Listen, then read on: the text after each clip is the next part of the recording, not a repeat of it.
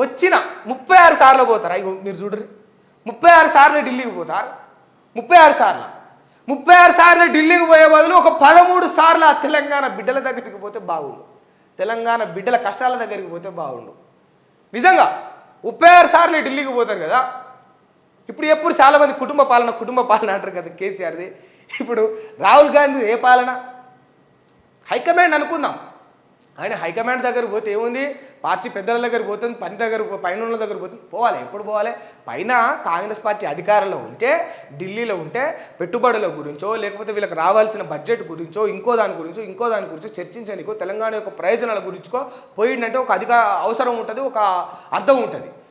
Party పెద్దల దగ్గరికి ఎప్పుడు పోవాలి?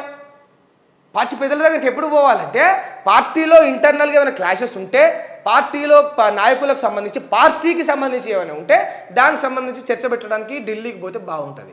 తెలంగాణ రాష్ట్రానికి ఏం చేయాలో ఇక్కడ గవర్నమెంట్ కూడా పోతే ఎంత అధ్వానం అది. ఇక్కడ ఎట్లా పాలన చేయాలి, ఇక్కడ ప్రజలకు ఏ పథకం పెట్టాలి, ఇక్కడ ఏది పెట్టొద్దు అనే దాని గురించి కూడా పైనకే చర్చిస్తే ఇక్కడ నువ్వు లేదు ఎందుకు? రాహుల్ గాంధీని తెచ్చి ముఖ్యమంత్రిని చేయండి. మీ ఎమ్మెల్యే పదవికి రాజీనామా చేసి రాహుల్ గాంధీని బై ఎలక్షన్స్లో నిలబెట్టి రాహుల్ గాంధీని గెలిపియండి.